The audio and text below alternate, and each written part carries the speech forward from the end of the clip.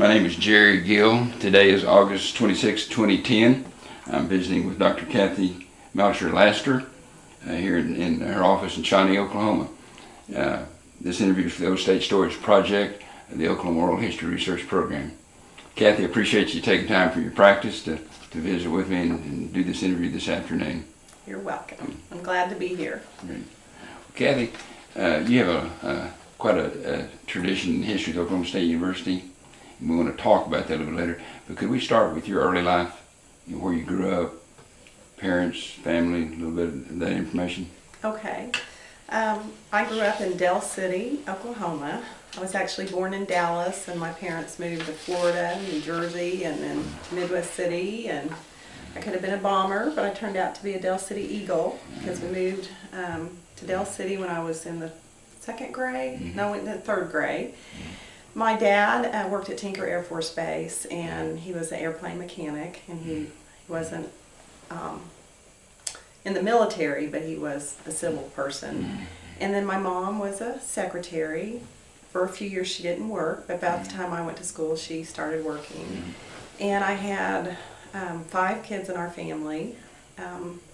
I am the number 4, next to the youngest, and was actually the first one to go to Oklahoma State, the only one to go to Oklahoma State. I had an older brother and sister who were OU fans, but neither one of them actually finished college at that time, so I was the first one in my family to go to college and graduate.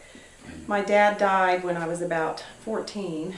My mom had divorced him earlier when I was maybe in the 3rd grade and remarried, and so that's a little bit of my background. Kathy, what about some of your activities in the community, particularly in the high school? I know you're very active. I was very active in school, always. I started out, I think what really started my life off is I became a tumbler. That was a big deal in the Midwest City, Del City area, and it was back when the Oklahoma Twisters first started up, and I learned how to tumble and do some gymnastics, and that kind of parlayed into then I was one 7th grade cheerleader, and then later they added another one, and so that, one success can often lead to another, and through that activity then I became pretty active in school and was in a lot of leadership roles, and was head cheerleader really all through school, but back then you didn't even have sponsors as head cheerleader. You did everything. You called all the practices, you picked out the uniforms, so it was very different than we know it today. There was even hazing back in my day, and so that's all kind of stopped now. But yeah, I loved Del City High School, and still, have lots and lots of friends from there. Kathy, were there some values, some principles that you growing up that you learned that helped make you successful later in your life? I think some of it maybe was just genetic. All my sisters and brothers, we were very active.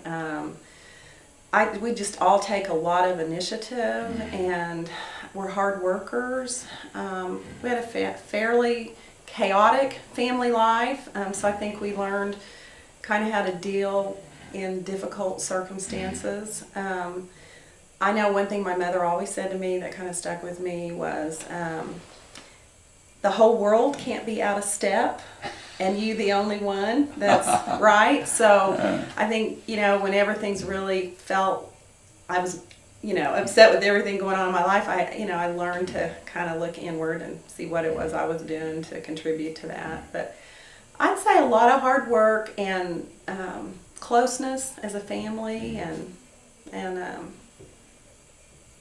that you can kind of make it through anything if you just persevere. Well, Kathy, we were talking about your other brothers and sisters had interest in OU.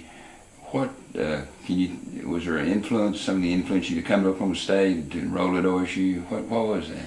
Well, okay, when I went to cheerleading camp, well, first of all, across the street from me lived Marcia Wooden, who was a big OSU person and was named as one of the outstanding, we recognized her at the Alumni Association for her service to the alumni. She lived across the street, and her family was very OSU oriented, and my older brothers and sisters were OU oriented. So Marcia and I would have our little, I'd say OU was better, and she'd say OSU was better.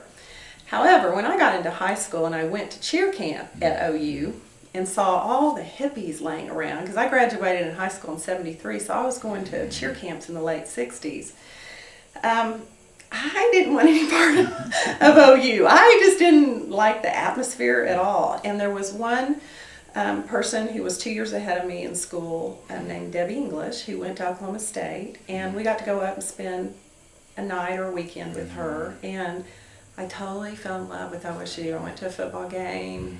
I totally fell in love. By that time, Marcia had moved away, so we reconnected again when I got to OSU, and we saw each other on campus, and I'm sure she wanted to say, "I told you so," but anyway, I fell in love with OSU. And then Russ Conway was the high school and college relations director, and Russ just took me under wing. I got a President's Leadership Council scholarship, and he just took me under wing from the moment I was introduced to OSU. And early on, I offered to do some tours at OSU to take other students around, and so he offered me a job to work in high school and college relations. So from a freshman on, I worked part-time there all through school.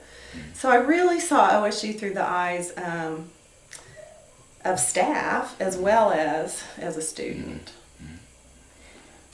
Kathy, what were some of you said you fell in love with the university, what were some of your first impressions that you remembered about the campus? It was just so friendly. It was just so friendly and welcoming and fun, and of course, you know, there was the wave at the football game, and I don't know, it's just a feeling. Howdy week activities and all that. Yeah, I don't know that I knew the difference at that point. It was, you know, when I first visited there, but I don't know, it was just the feeling that I had, and then the you know, like Russ and others just embraced me, and then, you know, actually that's when I first met you, because you worked in that office, and you know, extended every opportunity to me to help me or anything that I needed as a student, and would listen. And I don't know, I mean, I just got some mentoring from day one walking into OSU, but I don't think my experience was unique. I think many students feel that way about Oklahoma State.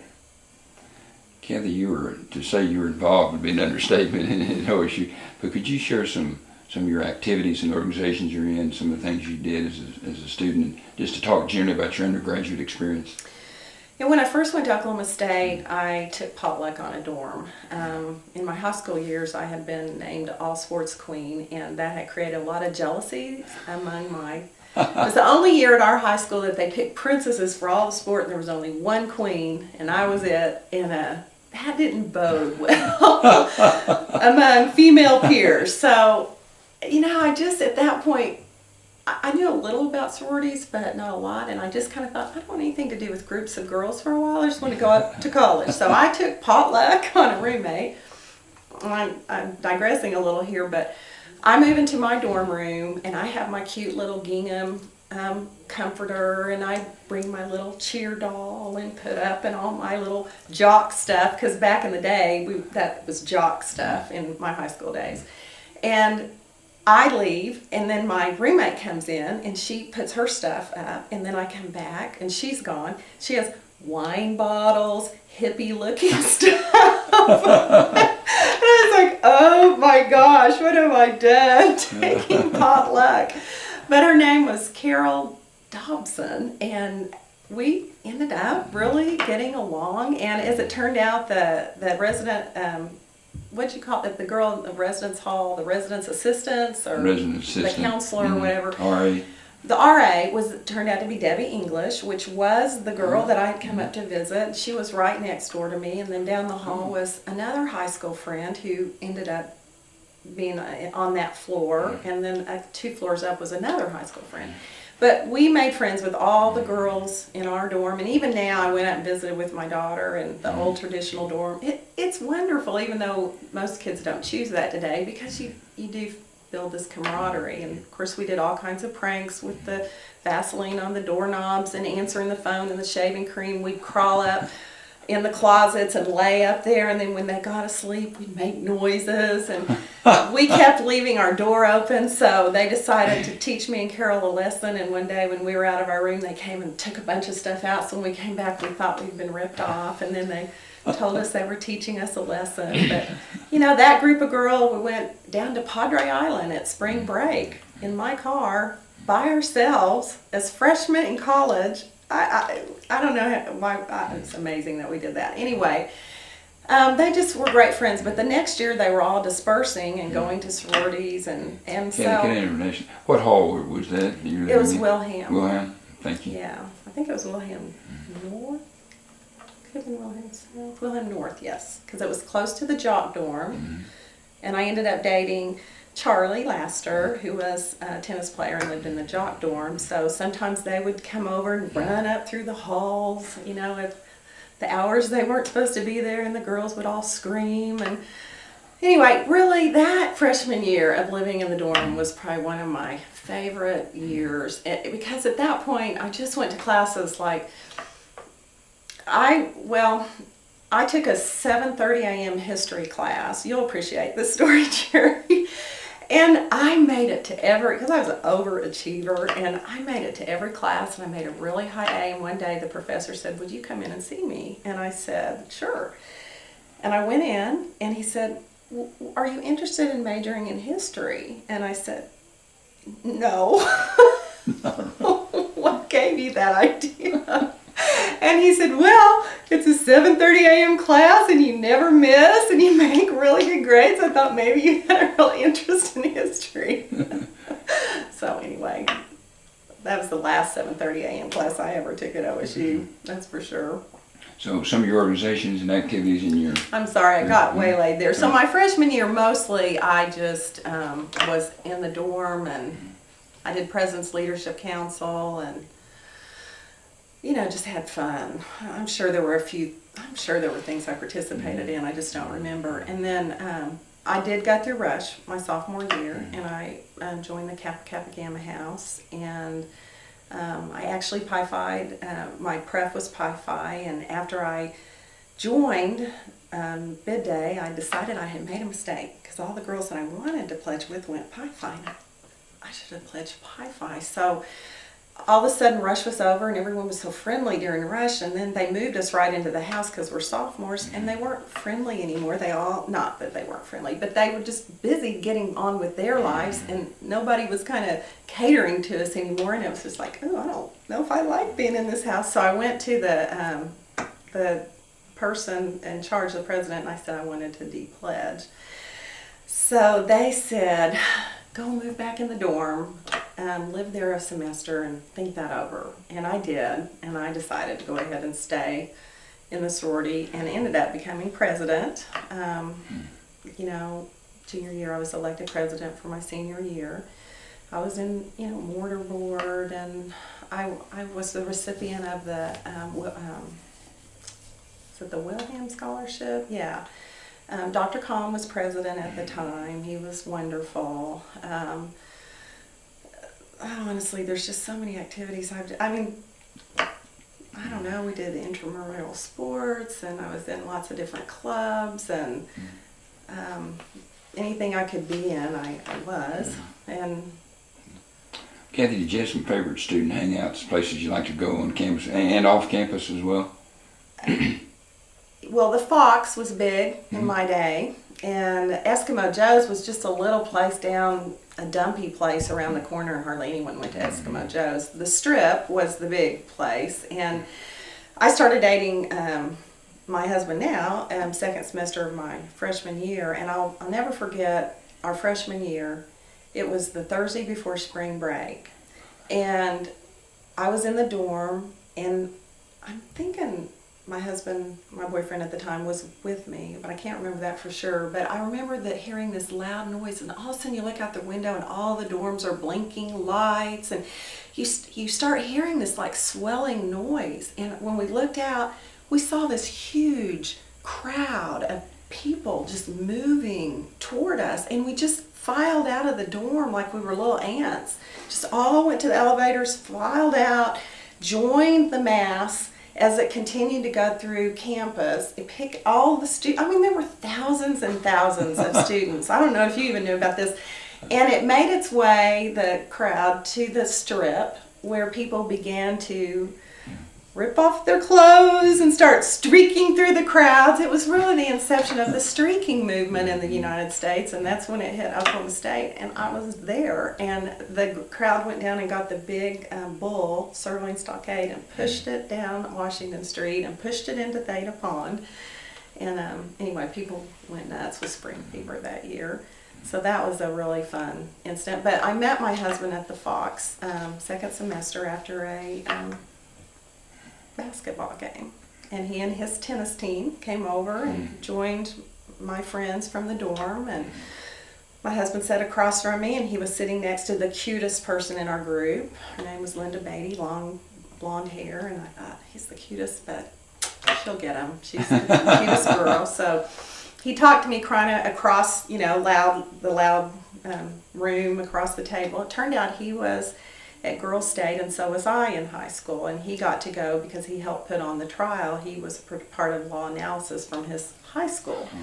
So I was the district judge at Girls State, and so he remembered me from then and grabbed my arm as we left that night, asked if he could call me, and that's kind of how. Blonde-headed gal didn't win out after all, huh? And then another little, I don't know if this is appropriate to say on this, but when I didn't drink in high school, and I went to college, and I was a good girl. I didn't drink. And I went home at Christmas break, and I talked to my mom that maybe it might be okay if I drank a little bit. And so that was the very first night we had gone out, and I had ordered a beer. I took one sip out of it, but I'll always remember I met my husband the first night. Started my drinking career at OSU. You have a long relationship. Well, Kathy, you mentioned earlier about Russell Conway, you talking about Bob Conway. Were there faculty members, other administrators who influenced your development as a student that you recall that stand out in your mind? I remember Dr. Parker, who was in my my major was communication consulting, and he just always made an impression on me. I don't know, the people that really stand out are Russell Conway, Dr. Com, yourself. I remember, was it Ray, who was... Ray Sharp. Yeah, he was always so friendly. I applied for Outstanding Senior Woman, and so I kind of went, was talked with the alumni people. They didn't have the alumni board back then, the student alumni board, but I got to know them through that. So, and there were many teachers along the way, but I don't remember names. You achieved, you're pretty modest, Kathy, you achieved some significant success as a student. You mentioned a couple of things. Could you talk about some of the recognition awards that was particularly meaningful to you? Most of those really kind of come your senior year, although I did receive the President's Leadership Council. I was always proud to be a part of that, and receiving the scholarship as a freshman, the Williams Scholarship, but getting board award and getting into those kind of honorary kind of organizations. But as a junior, I applied. Back then, for homecoming queen, I guess you kind of apply. I don't know. I guess you turn your name in, and some people encouraged me to do that, so I turned my name in, and you had to go through an interview process. It might have been 2 seniors and myself, but I did not expect to win because I was just a junior, and my mother had an aneurysm that luckily they caught right before it burst, and she had had brain surgery. And I always remember this because she was in the crowd with her scarf on from the brain surgery, and I got to wear her white leather coat in the parade. Did she know that you'd been selected? No. I know you didn't, but she didn't know either. Okay. No, and you do the parade first. And so then, when they announced my name, I literally was shocked because I no way expected to win that. I was surprised to even be a candidate, and so that was very, very exciting honor. And then what was neat about that is in the next year at homecoming, I got to play a role as having been a former homecoming queen. But then my senior year, Well, and I got to be president of the sorority, and I got to take my first plane ride to go to the national convention for the Kappa, the first time I'd ever been on a plane. So, college opened up so many opportunities for me. And I did apply for the top senior awards, and I was picked as one of the top 10. And then I was at a wedding, and this woman came up and asked if I would enter the Miss Oklahoma USA pageant. And so I did. And there was a girl that was in the pageant, Karen Keenan, who was also at OSU. She was a pom girl, and I was also a pom girl my senior year. And she had done a lot of pageants, and I hadn't, so I just watched Karen and turned the way she turned and walked the way she walked. It was when they did on-stage interviews, so I was able to get the audience to laugh when I did my interview. And anyway, I won that. So the Miss USA pageant that I went to was the very night of my college graduation. It was also the day that they did the luncheon to announce the top senior man and woman on campus. And so that day I was away in Charleston, South Carolina, and Russell Conway was there, and I was named the top female graduate. So he accepted the award on my behalf, and I got a telegram, because that was not in the days of texting. And so I got a telegram telling me that I had won that award. Wow. And I remember being in Charleston, and while it was fun and exciting to get to be in the Miss USA pageant, at that point I knew I wasn't going to make the top 12. Is what you could tell, because they interview you on stage, and they were all over me at first, and then they weren't talking to me anymore, so I kind of knew I hadn't made it. And I remember thinking, this is fun, but what really is meaningful to me is my college graduation, and to have been there to accept that award. And I just remember having that moment that this is a neat experience, but this is what, the OSU stuff is what really has the greater meaning, definitely the greater meaning for me. So I did not go through a college graduation until I got my PhD. Oh my gosh. Yeah, I finally went through one. Kathy, and this is a serious question, where did the passion come from, the drive to be involved in all these things? And not only just involved, but I mean, knocking the top out in leadership, and I'm trying to bear shoe, but I mean, where does that drive come from? Just to plunge into things and do them. It kind of defines you your whole life. I don't know. I honestly just think I was born with the personality that, and we had some kind of rough things in our family life, and the way I dealt with that was to just involve myself in activities, and honestly, I think I got a lot of feelings of worth from achievement, and really later in life kind of worked at undoing that kind of programming, so to speak, where, you didn't have to knock the top off everything, you were still okay, Well, you've mentioned a lot of the things, but maybe you sort of re-ask it a different way. Do you have some favorite memories of some special times, and you think about your undergraduate experience and reflect back on it?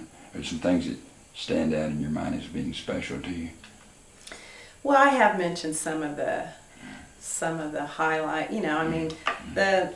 The football games. I can remember being a cowboy co-ed. Now that comes back to me. Okay, I was a cowboy co-ed when that first started, and we would help recruit football players, and we got to fly on a few private planes to go out. Now, there's probably rules against that now, but we, that was fun to be associated with that. I don't know about meaningful, but this was fun. As a pom girl, I was actually an alternate my senior year, and the other alternate was Sherry Brand, and we did not get to go to the Tangerine Bowl as a part of the pom group because we were the alternates, but the alumni, or the posse club, funded the two alternates to go, so we got to go on a private plane. We were given spending money. We didn't have to follow all the rules that everyone else had to follow, but we still got to go on the field and be a part of the pom squad, so we got the best of both worlds out of that deal. I don't know, it's hard to say exact things or happenings as much as it was just the friendships that you developed, the experiences that you had, how much you learned about yourself. I mean, it was a time that you almost just felt like a butterfly, that you came into your own. I felt like those were the years I came into my own, that I really discovered who I was and what I was capable of, and it exceeded beyond what I thought was possible for me. I've done studies now as a psychologist about how about self-efficacy and about what drives our career decision is what we believe we're capable of becoming. And it really wasn't until I was in my 30s that it occurred to me that I actually could be a doctor. I mean, that wasn't even... I started out in the business college, and after about a month, I went to undecided major in arts and sciences because I decided I could be more than a secretary. Because, not to say that that's a bad thing, but for me, a business, to go in the business college, all you could do in the business world was be a secretary. So if I didn't want to be a secretary, I needed to change colleges. Didn't even click for me that you could be business management or business marketing or, So I ended up in the business world. That's the thinking for females. I mean, this was 1973. This was a very still enlightening time for women. And so what was your major finally before you graduated? Communication consulting. Yeah, consultancy, I think so. Kathy, step back, you enrolled in your first freshman year was what year? 1973. Okay, so and I went as a 17-year-old because I didn't turn 18 till September. Okay. And you graduated in 77, then 4 years later? Okay. Yeah. Kathy, as I understand, you accepted a position after graduation in 77 with Southwestern Bell. And can you talk a little bit about following your graduation, about your career with Southwestern Bell and with AT&T, and then we'll talk about the latter part of your career later, okay? Yeah, and if I could go back just one moment, sure, I want to say this. Absolutely. I just can't say enough about Russell Conway and what he did for me in those years during OSU. Russell mentored me. He was kind of a paternal figure to me. He taught me about leadership. He would talk to me about his reasoning for the way that he did things. He truly guided me, and then wrote me letters of recommendations, opened doors for me in ways that I don't know that my career at OSU would have been what it was without Russell Conway. So that is a man dear to my heart. Just as you became to me later, even after I graduated and became involved with the alumni. So I just wanted to say that. Thank you. So you were asking me.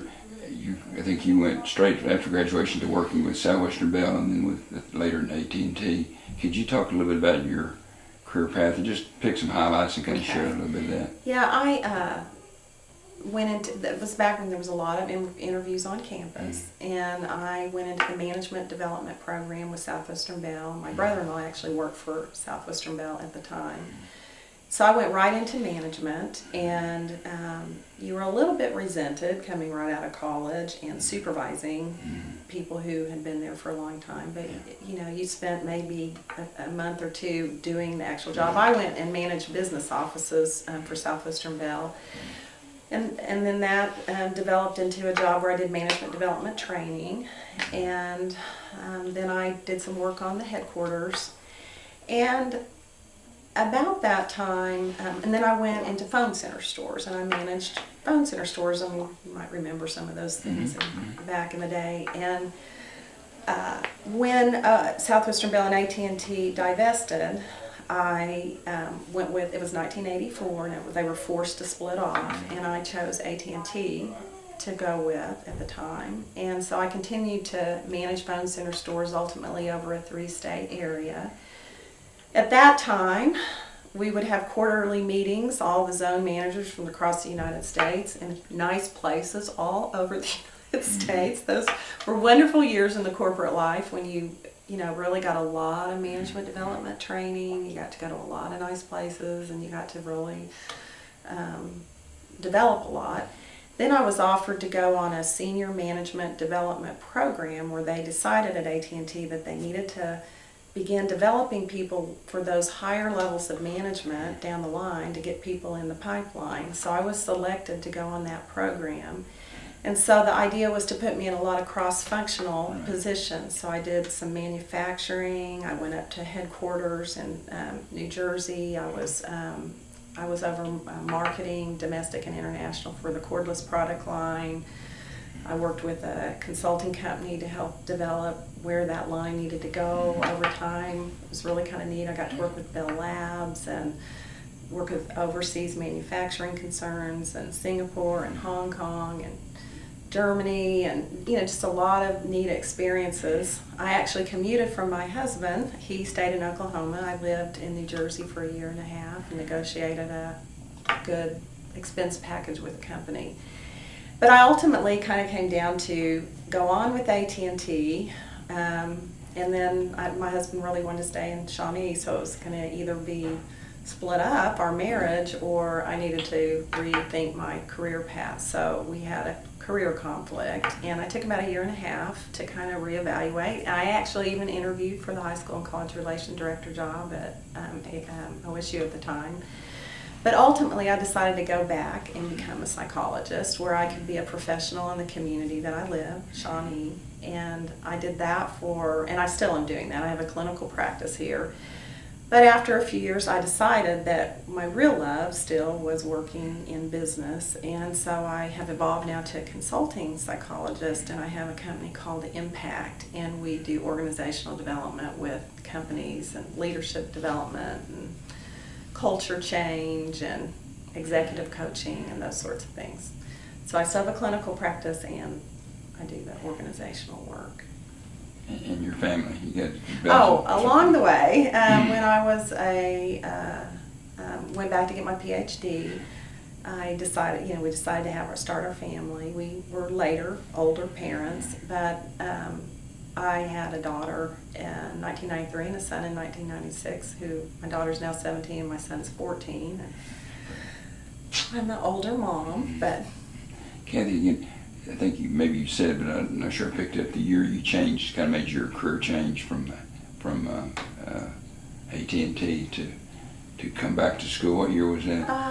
Let's see. I think it was around 1991. No, it was 93. I took a leave from AT&T, and then AT&T called and asked if I would manage a service center in Oklahoma City, and I did, and they closed that, and I helped close that, and that allowed me to have a buyout from the company, and so it was about 93 when I left AT&T permanently and started my work, and I went and got a master's at OSU at that point in counseling, community counseling, and then from there I went into the PhD program. Kathy, that kind of picking up your conversation, you had a fast track in management position with AT&T, I mean nationally, international. How tough, do you mind speaking to that? How tough emotionally was it for you to have to make this kind of decision in your life? I mean, had to be pretty tough for you. Yeah, I forgot to mention too, I'd gotten an MBA right after I got out of school and was first working for Southwestern Bell through OCU's night program, but it was really tough because I had been a high achiever all my life, and my career with AT&T was just, it was on the senior level track program. It was a highly selective program, and my career could have gone great guns, but it really came down to a value conflict of actually I did my dissertation on work-family balance because for women to break through the glass ceiling, there's so many prices you have to pay that honestly men typically don't. Most men that are CEO have families, they have children, but most women that are CEOs don't have children and aren't always married. And I'm not saying that's 100% across the board, but percentage-wise, pretty drastic difference between men and women. Particularly in that era, back in the early 70s. Well, that was early 70s when I went to college, but this was probably in the, still the 80s, like late 80s, Yeah. mid to late 80s. And so yes, I could have had that career that just would have gone gangbusters, but I was going to have to give up a marriage and the opportunity to have a family. And I had to seriously weigh what was more important to me, and I chose to hold my marriage together and to start a family, and I can't say that I regret that decision, but it was really a shift to give up the prestige, the status, the money that came along with that more high-power career. But I'm happy with what I'm doing right now. I have a good balance in my life of work and family, and but there were some prices to be paid. Either way you went, and you just had to choose which one. Do you feel challenged and fulfilled in your new endeavors and your new career? I do. I do. I really enjoy my clinical patients, and but I don't want to do that full time because I found I'm a real extrovert and I have a real business head. I've been on several boards. I've served on a hospital board, been a chairman of the hospital board here in our community since 1993. I was a chairman a couple of those years. And the work I did at the Oklahoma State Alumni Association was very, very meaningful to me. And we're going to talk about some of that too later, okay? Okay. Great. Kathy, you've kind of maybe, that's a good segue into the next part of our conversation about your relationship with Oklahoma State University and the Alumni Association. You've always remained closely connected to Oklahoma State University throughout your career and through your life. Why are you so loyal to OSU and passionate about Oklahoma State University? I think those that know you, Kathy, know that you deeply loyal to Oklahoma State University and feel very strongly about the university and your experience. Why has it been so important to you that you've been willing to give so much of your time and energy to Oklahoma State? You know, I think other graduates get this because, you know, that experience that you get at OSU lays the foundation for the rest of your life. Mm-hmm. And it's at such a critical time in our development as young people. And what OSU did for me at that point in time in my life, when I came from, you know, a middle income family. I wasn't even upper middle, you know, middle. And it just opened doors for me, and it started my life off in a way that just made a huge difference in my life. And so I don't know, how do you describe the loyalty that you develop for an institution? Because it is an institution, but it's all the people that touched my life during that time and that invested in me and cared about me and gave me more belief in myself. I don't know, how do you define the value of that? So it just goes to your very heart. It just goes to your very core and the appreciation you feel. So I guess it's the people. It was the people at OSU that made that possible. So that's where the loyalty is. You've served, Kathy, over many years in numerous leadership positions in the Alumni Association, including your tenure as National President of the Alumni Association. Can you talk a little bit about some of the leadership positions that you had in the Alumni Association, and kind of and I'll ask some follow-up questions about your participation in strategic planning. Okay, we can laugh about that one now. But can you kind of talk about your progression and leadership positions you had? Yeah, when I was working, before I went to New Jersey, I had the opportunity to go on the alumni board, and I went on as an at-large member, and I don't remember how many years I served on that, but it was probably at least 3. Do you remember which year you came on No, board? I went to New Jersey about 1989, so it was prior to that. So I had to be kind of in the mid-'80s, maybe around 1985 would be my guess. But I rotated off of that position, and or it could have even been that I left. I can't remember exactly, but anyway, there was a period of time I served. And then when I came back from the 1.5-year stint in New Jersey, and I had interviewed for the high school and college relations job that kind of reconnected me with some people at OSU. And so at some point then I was asked again to come back onto the board pretty soon thereafter. Pretty quick, as a matter of fact, because I think I served as president in 1977, and you serve out your term, and then I was asked to be on the executive committee, and that's a few years, as I recall, commitment. And then from there, you're selected. You either go off the executive committee at the time, this is how it worked, or you're tapped to be the next president. You go into that sequence. So I was president in 97, and then past president the year after, and have remained fairly, connected and involved since then. Kathy, what year exactly did you serve, those 2 years you served as president? Well, I know it was 1997, because it was really 1 year, Right. but it crossed over a calendar year. Right. But I'm thinking it was 97, 98, because it was the centennial of the inception of the Alumni Association, which I believe was 1897. 97, correct. Yeah. Mm-hmm. So I got to be president the year that we reached our centennial. Kathy, as I recall, there'd been one female president about 4 years before you, about 4, 5, 6 years before you.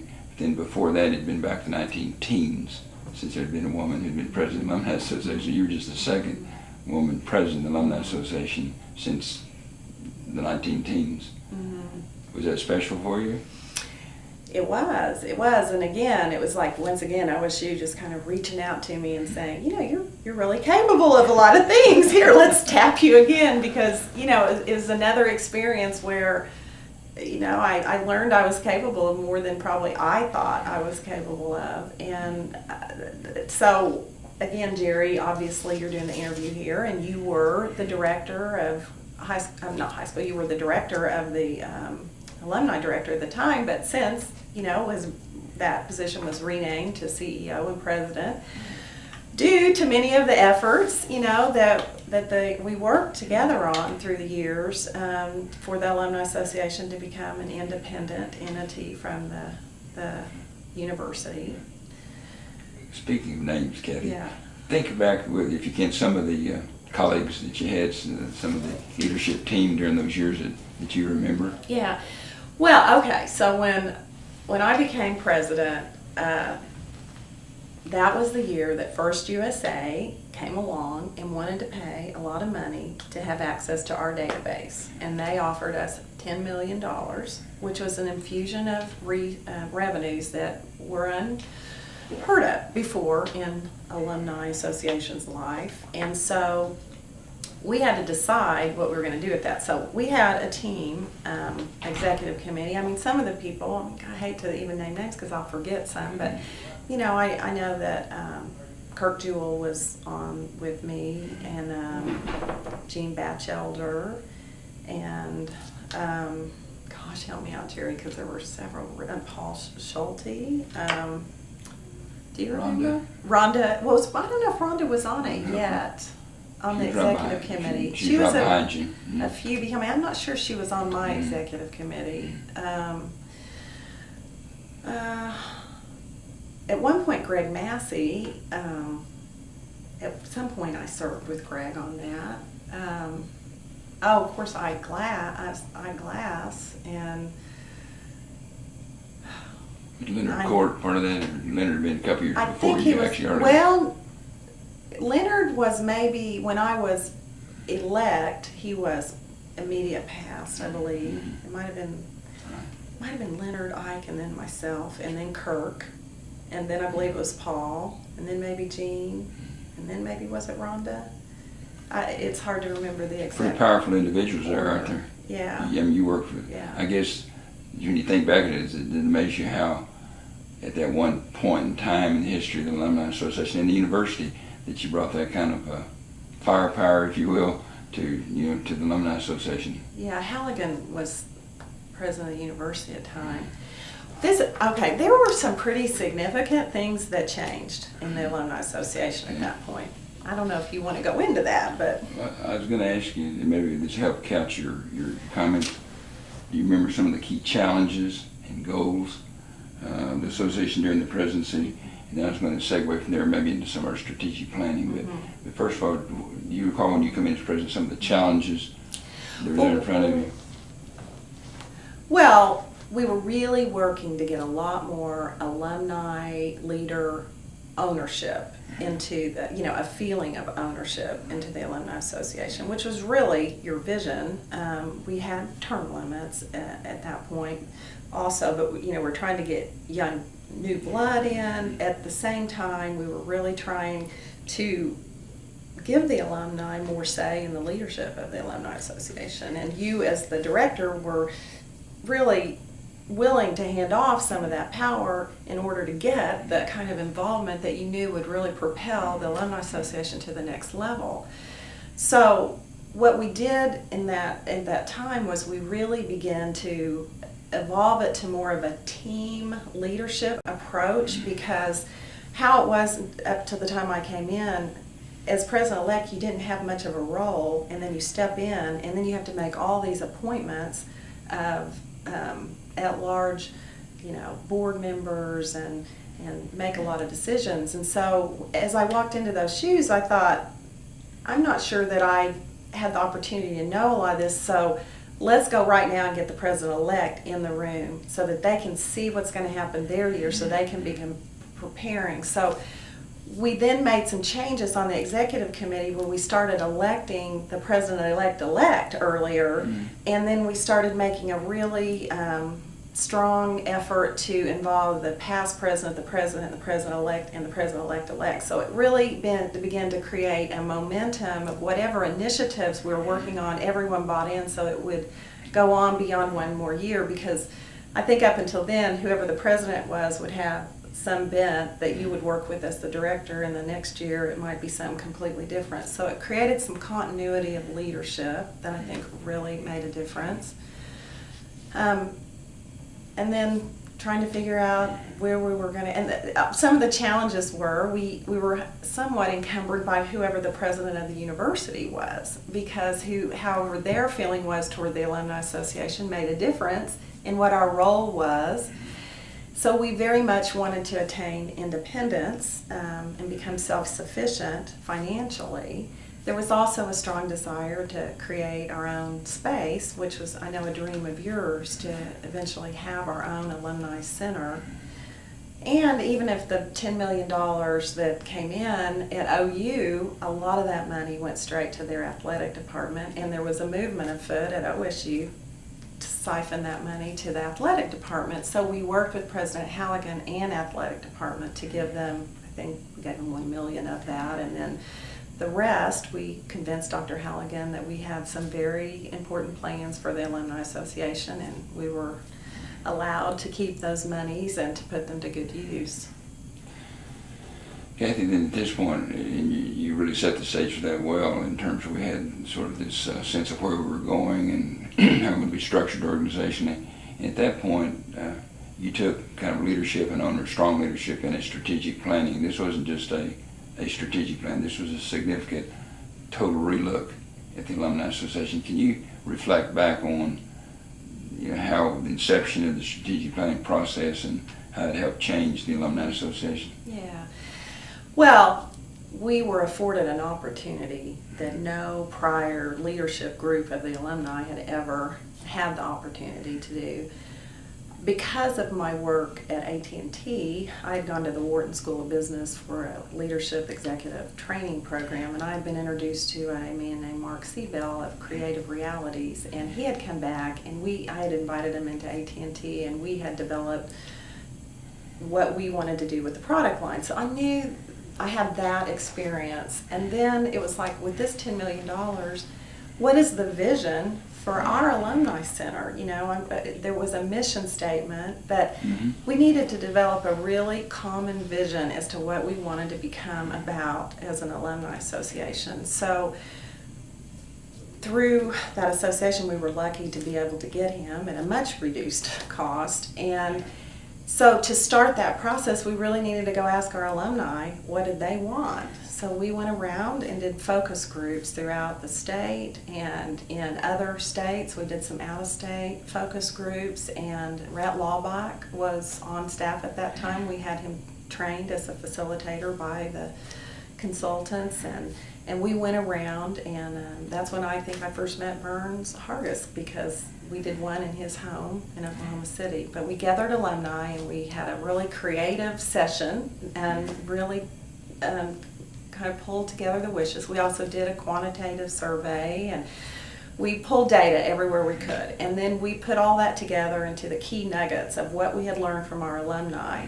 And from that, we came up with kind of 4 basic directions that we needed to go. And even before we got to that work, the consulting company said, let's do one thing before we start this work. And it was probably the most important work, I think, that we did. And that was, they asked us, let's define the core purpose of the Alumni Association. And so we had gathered for this kind of what we call invention session, but a session where we had a lot of representation, young, old, involved alumni that weren't as, you know, we pulled together a lot of different representative sample into this group and spent about 3 days in a think tank and developed where we wanted to take the Alumni Association. But that first task was to develop the core purpose, and what we came out with that was connections for life. That we were about making connections for life. And ultimately, I think when Rhonda became involved with the marketing background that she has and the advertising, that evolved to the Orange Connection. And Rhonda Hooper. Rhonda Hooper, yes. And that evolved to... Do you remember what some of those, we developed about 3 or 4 overarching priorities. Do you remember what some of those were? One was... one was IT. We definitely needed to work on information technology, because that was the way of the future of how we could really reach our alumni. One was about OSU is where it's at how we can go out and really connect with the alumni, that it's not just about being in Stillwater. We had to find a way to really reach. There were, I don't know if this ended up being one of the major ones, but the whole thing of we needed to do more target marketing. That's when we developed a lot of programs to try to bring babies in, and the legacy program and the grandparents university, and sending gifts out to kids as they grew up. What am I missing? There was one. You talked about earlier, sort of, it was one of the priorities we kind of put in the parking lot for, but it was Alumni Center was one of them. That's absolutely right. That was just kind of a given when we did our interventions. Like, okay, we know we need to do this. That's a given. And so that was a huge initiative. And really the work, I mean, it was maybe born and gotten on the planning sheet at the time that I was president, but the real work of that was the several people behind me, and Clayton Taylor was one big person involved in that. Financial support of the Alumni Association long term was maybe one of those overarching priorities. Yeah, self-sufficiency, Right. becoming self-sufficient. So what was so great for the Alumni Association is about the time that the Alumni Center became a reality, which is an amazing building. I mean, I think it's more than any of us ever envisioned or dreamed of.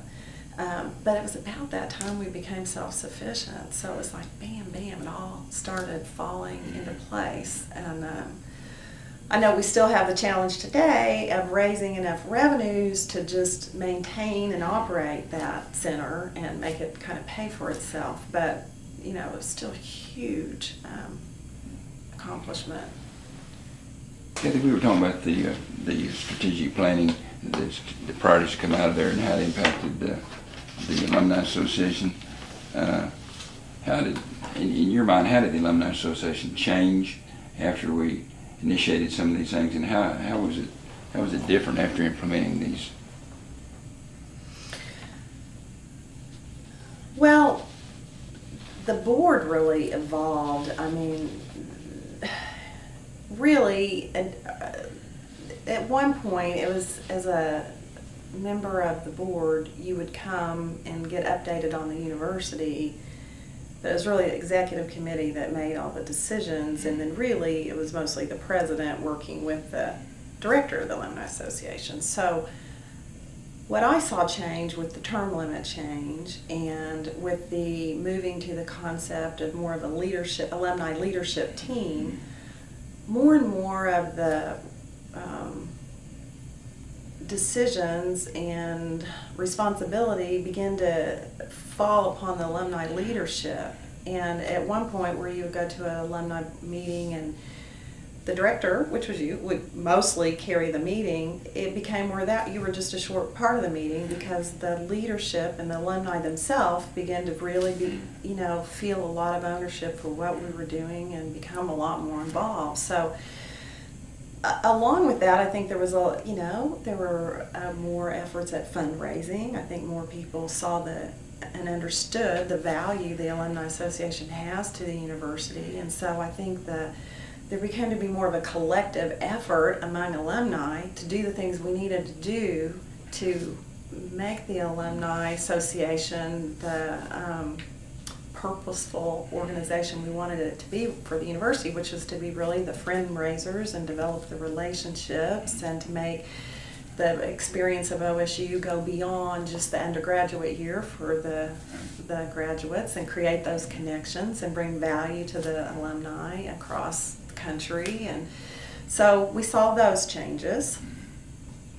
Yeah, you alluded a couple times, I wanted to ask you about the organizational structure of the Alumni Association and its relationship to the university. We use the term self-governed association, independent association, but basically one driven by the alumni itself. Do you want to speak to how you feel about the organizational structure of the Alumni Association? Yeah, I mean, I just think it's so critical for the alumni leadership to be able to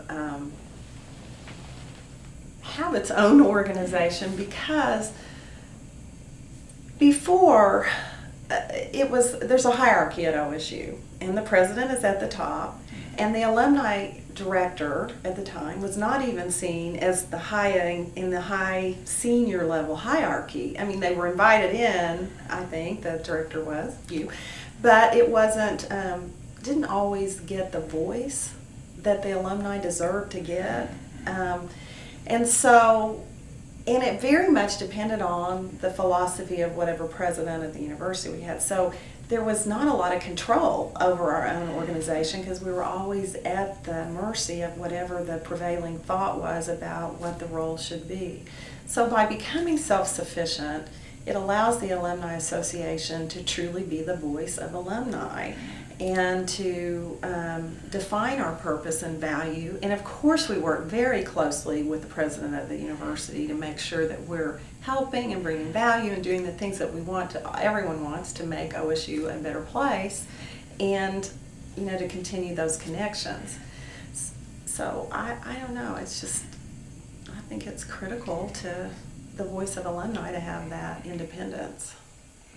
Yeah, let me back up and ask you. We talked a lot about. If I could just say, also, it's important that the alumni stay separate from the foundation, because the foundation raises the money, but we want alumni to feel like they're a part of OSU, and it isn't always that you're just coming to ask for a handout of money if OSU contacts you. So there needs to be an organization within OSU that just cares about keeping the connection and the value and the camaraderie and the spirit of OSU alive, and serving our alumni, not just raising money, although sometimes that's a part of it.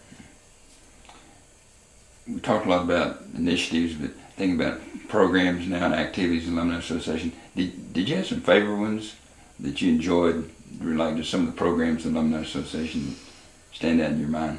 Well, oh gosh, I don't know. True and near and dear to my heart was the whole when we started the program of I mentioned earlier, the legacies. Because, what does an alumni want more than anything but for their kids to understand the value of what that university had meant to us. So to have that ingrained kind of in the kids early on, and to make that investment, like where we got that idea from was Sony did that years and years ago when they started making little kid toys so that they really had that brand loyalty by the time you become an adult.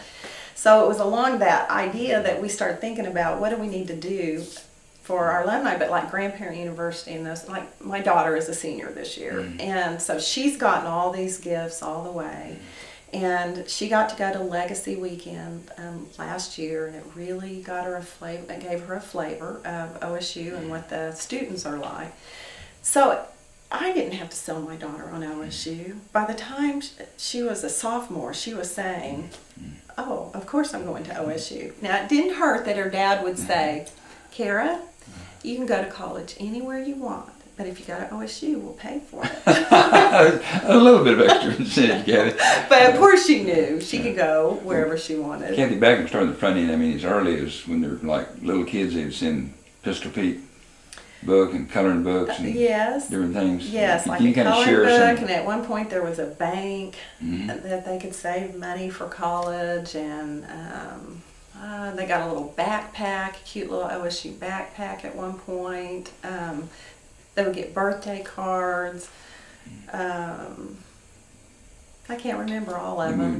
But it seemed like they loaded the information when they joined. If the parents would consent, they'd actually put it in a database, and that database was then when they got in like high school, freshman year, it'd be switched over to high school and college relations database for prospective students. Right. And then they'd start getting recruitment information. Another thing I loved was the Student Alumni Board that started, and I don't know that we really get credit for that, but I just think that is a really great program where we begin to grab those students while they're in college and give them those opportunities for leadership, expose them to alumni.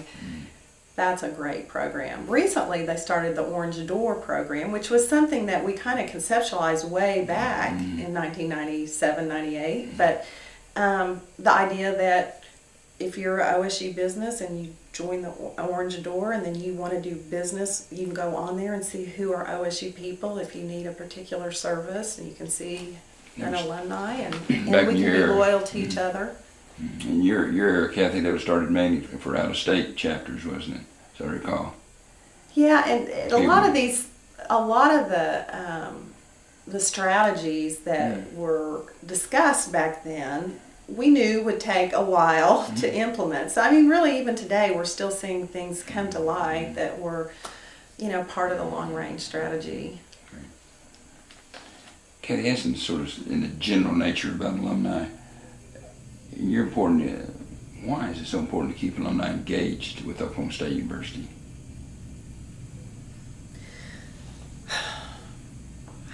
There's an emotional value to that. Of course, for the university, it's great to keep alumni engaged. It kind of depends how you want to look at it. The university needs alumni to be engaged because we can be amazingly helpful in recruiting and fundraising and just general perception of OSU. In tons and tons of ways, alumni can come back and contribute to colleges and just with their time and mentoring or efforts or whatever. But one thing that we looked at really strongly when we were doing the strategic planning is what value does the Alumni Association have to the alumni, to the alumnus? And so we really wanted to look at why would you join the Alumni Association? So we really worked hard to provide some benefits and also educate our alumni as to how that small little membership fee pays for so many of the programs. Like right now, Homecoming is supported by Oklahoma State Alumni Association, and we're in the middle now of a fundraising campaign to save Homecoming because some of the living groups are beginning to think about pulling out because of the cost involved. So not only has the alumni funded it, but we need to fund it at a higher level to keep the pressure off of those student groups, because one pulls out, research shows at other universities, others start pulling out, and Homecoming is the greatest tradition at OSU, and it is the best. in the United States. It's one of the top homecoming celebrations. So we don't want to lose that because it's part of our tradition. So it's that emotional attachment we have to those traditions that I think the Alumni Association helps us to connect to. And I don't know, it's the emotional value. So, Kathy, one aspect that's not why you do it, but in your leadership and the things, the new programs are created, 2 or 3 of those received CASE National Awards, the Council for Advancement and Support of Education, CASE CASE. And there's about 6 schools that receive and are recognized in the entire United States, well, and actually includes Canada. And for about 3 years running, I think 3 out of 4 years, OSU Alumni Association received CASE Recognition Award. Pretty impressive, isn't it? it's very impressive. I mean, OSU has an alumni association far and above many universities. I mean, I just compared, like, example, when we were doing things, compared to OU, the kind of connection OU would make with alumni would mostly be through athletics. But OSU is kind of more of a comprehensive connection. Certainly there's a lot through athletics, but there's also another way to connect with OSU beyond just athletics. And it really is one of the more superior alumni associations, and I think that's great. You've alluded to some of these, maybe trying to capture, pull some of your thoughts together. What, from your perspective, what should be the primary mission and purposes of a University Alumni Association? Well, I mean, I just go back to our core purpose, connections for life. I mean, it's about connecting alumni to the university. It's about the university being able to connect to its alumni. It's about alumni with alumni. Relationships. You know, I say this, and I haven't, this has not happened to me yet. I still have not met one OSU alum that I don't like. I mean, they're just great people that go to OSU. Every once in a while in the crowd, like, and you'll hear one person maybe that gets a little overly negative or whatever, but mostly OSU people are just great people. So, you know, when you're out here in the communities and you meet another OSU alum, there's just this instant connection. It's like this bond, this like almost unspoken bond that you both know what you experienced. And I was recently on the OU campus, and one of their administrators was just excited about the OU experience. And I know internally I was just thinking, you just have no idea how great the OSU student experience is. You know, we put out more leaders than most universities. We just have amazing, well-rounded, wonderful students, and it's a great place. This will be a tough question for you. Not intended to be tough, but just all your memories. Can you share some special memories and highlights of your time with the Alumni Association? Take a drink here, give me a minute.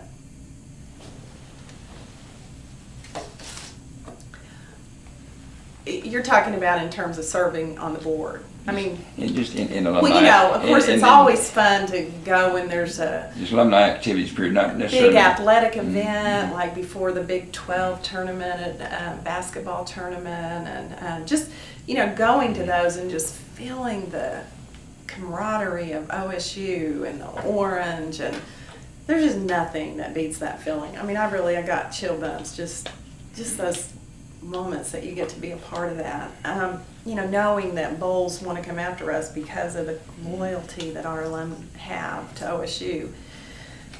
I love doing all the strategic planning work. I loved going out and surveying the alumni and hearing from them and spending the time to really think how we could be meaningful to alumni. I mean, I love that. I love the camaraderie of the board meetings when we would collaborate about how we could better serve our alumni, and also know what's going on at the university and feel that connection. There's such emotion among the alumni, and anytime you know, the passing of the gavel of one president to the next, and often there are tears as those things happen because of such emotional connection this isn't just an organization you're a part of to get on your Vita or your resume, or it's just it's an emotional connection. It's something you do that it goes to your heart, and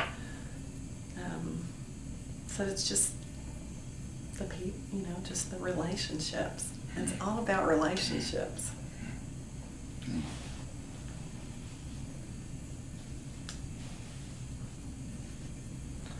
Kathy, looking forward now, we've talked a lot about the association, kind of looking back into the present.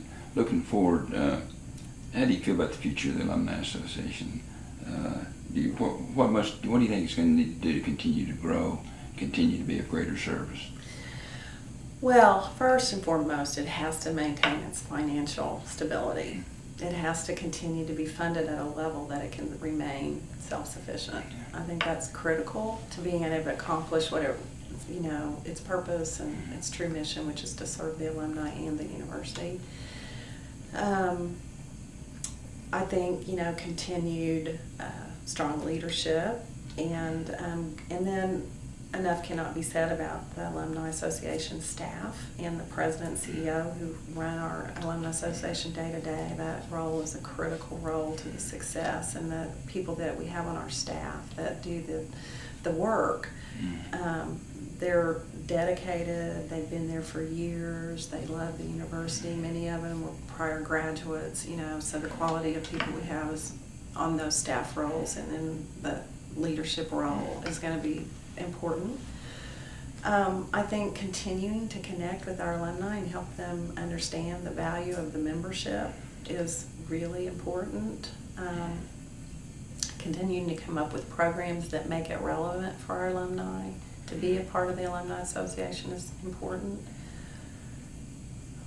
And I think the best thing we have going for us, in addition to the history and the passion that people have for OSU, is our Alumni Center. I mean, it is now a testament really to the importance of alumni on our campus, and the building represents that. It's a huge building, it's a beautiful building, it's rich in tradition and aesthetics, and it's something to be proud of. So it's a physical representation for alumni of what we feel toward Oklahoma State University. So you can never dismiss the value of alumni on the OSU campus, because that building is forever. And where it's located. Oh, it's just amazing. Across from the Student Union, right by Old Central, and one of the first things you see when you come into campus, and the brick pavers that have names and names and names of our alumnus, and it's wonderful. It's a great tribute to Oklahoma State. Kathy, how do you think the Alumni Association is going to need to change, and how is it going to need to be different going into the future? The Alumni Association? Alumni Association. It just continues to have to be dynamic and marketing oriented, and continue to stay in touch with our alumni, with what we need to continue to stay relevant. On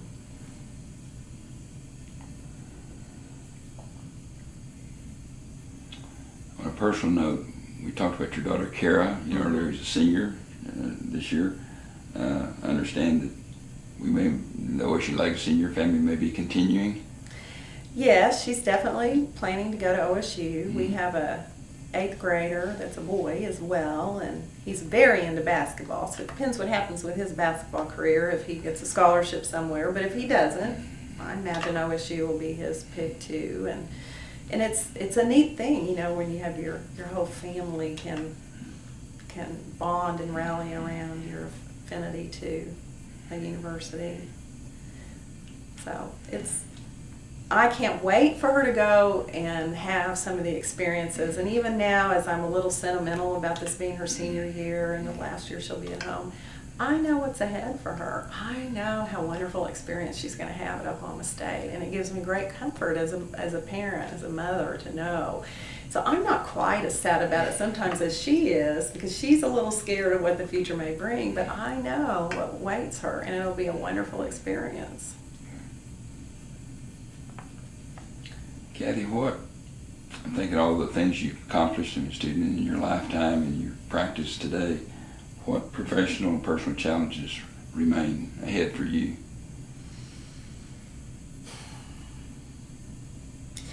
Well, I think I always enjoy the opportunity to somehow give back a little bit, because I've talked today and there's been a few times I could have even gotten a little emotional if I'd let myself go there, because it's just, it's been such an important part of my life to be a part of Oklahoma State University. So I want to find a way to give back. I've tried to give back in my time, and hopefully at some point I can even give back more financially.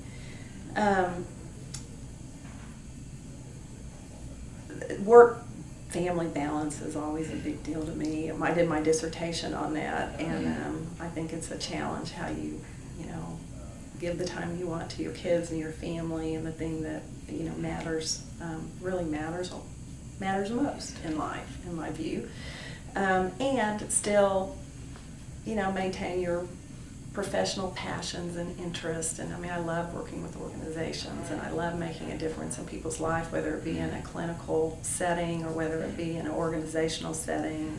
I love doing that kind of work. So continuing to balance all that is a big challenge for me. Of course, taking care of my health as alumni. We're getting older, and we're now part of the older group that are alumni, and so that's important to maintain that. And I want to maintain our affiliation always with OSU. I look forward to our kids going through. And Kathy, perhaps something that someone listening to this interview might not have picked up on at this point. You made the major change in your life, major decision to go from corporate America to going back to Shawnee America. You also made a little bit of change in your career from your private practice as a psychologist to moving more into some business consulting.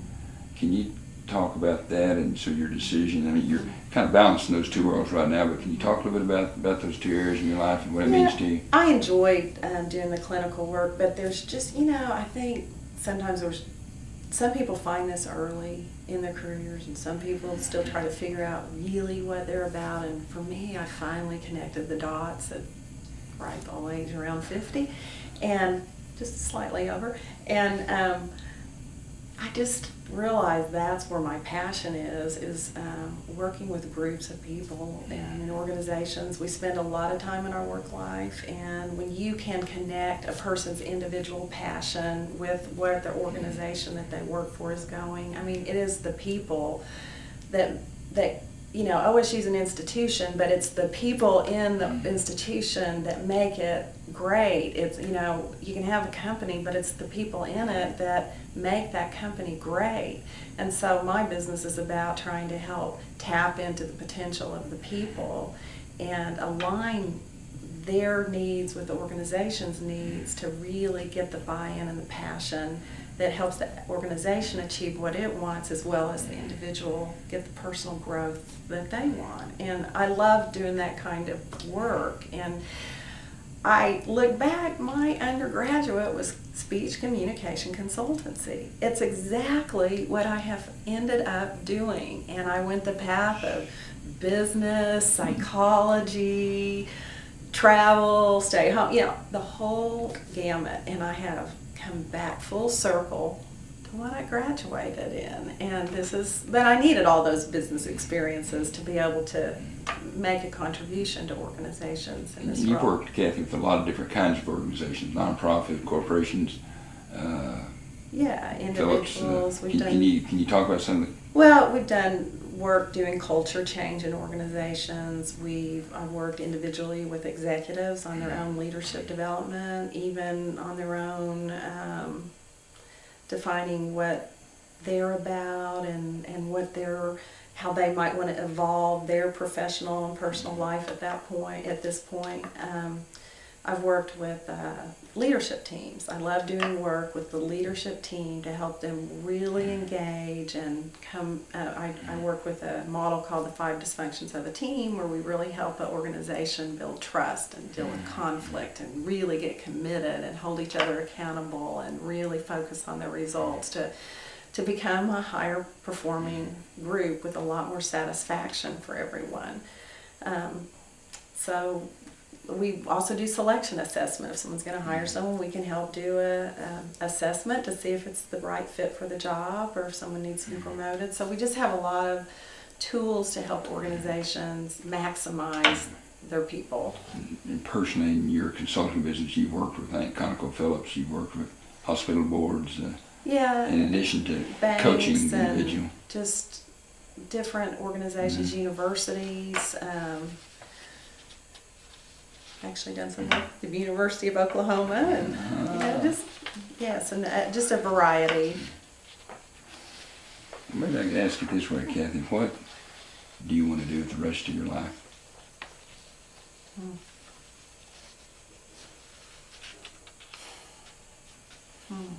Boy, that's a deep question. Well, I mean, your consulting office, I mean, your Well, counseling office. the first thing that comes to my mind is I want to enjoy my kids and their kids and make a difference in their lives, because I didn't have my kids till I was 37 and 40. So it's important I take care of myself if I want to be around for them. I love this work that I do. I see myself doing this. So yourself continue to balance both. Yeah, I do.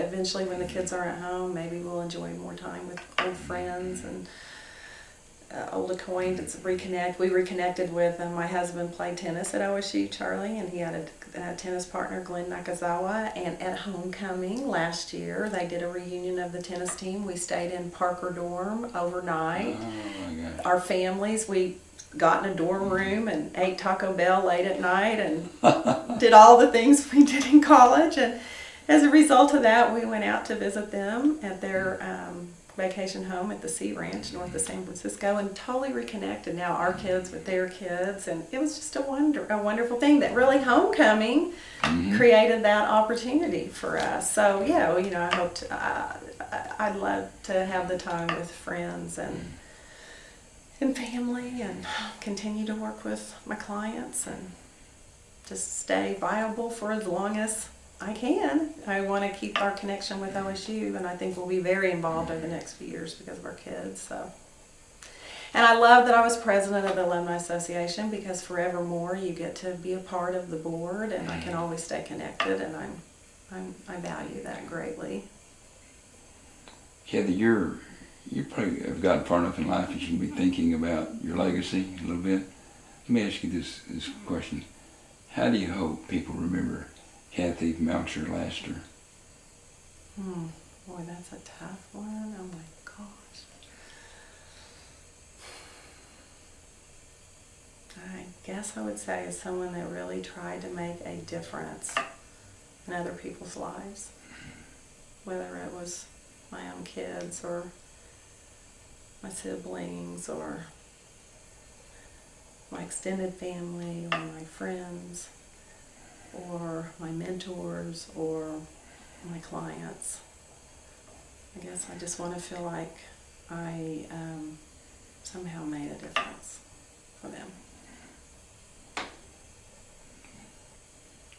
Kathy, what have we not talked about that, and this is a serious question, what should we bring up that maybe someone looking at this 20 years now might want to know? If we missed something, or something you'd like to say, or some topic we haven't covered?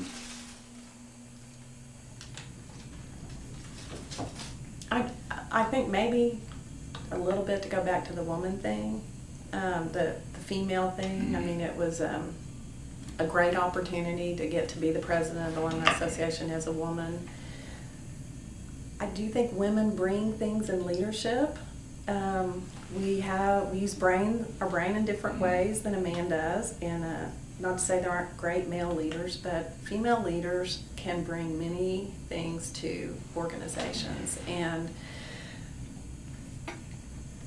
Oklahoma has been traditionally a pretty good old boy state, and I actually, I want to credit you, because you kind of gave that opportunity to me to come on and be on the board and to have the opportunity to serve as president. And it's people like you who to make that possible for women, that then begin to change that view so that women do have the opportunity to show what we offer. And I do think that I probably brought a different set of things to the Alumni Association by having the opportunity to be president. And I think there are many, many capable women out there. And I would like to see women step up to those kinds of roles and to be given the opportunity for those kinds of roles.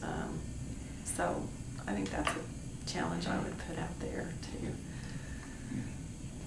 Kathy, it's been great. I appreciate your comments and your perspective and your insight on your relationship with the university, with the Alumni Association. Anything else before we close? You know, I just have to say this. I know you're the one interviewing me, but my association with you has been so incredibly meaningful to me, because you're one of those people in my life that reached out and touched me and saw potential in me and believed in me even before I believed in myself. And you have the leadership that you brought to the Alumni Association.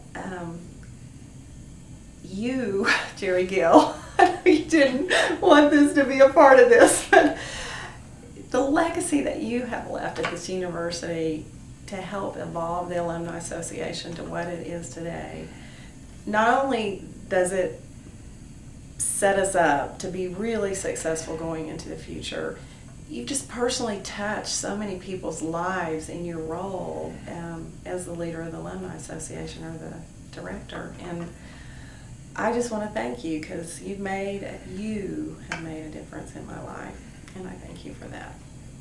And I thank OOHRP and all the people who made a difference in my life.